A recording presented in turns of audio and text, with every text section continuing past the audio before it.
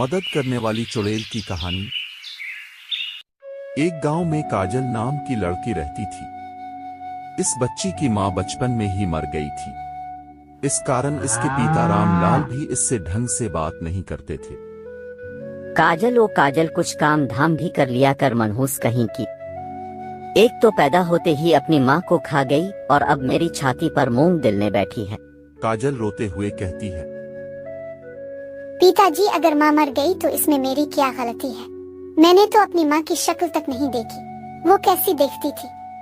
इस पर रामलाल को गुस्सा आता है और काजल को एक थप्पड़ मार देता है।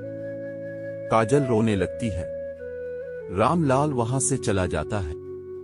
तभी रामू की मां शीला, पिता के लाश और उसका भाई शामू भी वहां आ जाता है।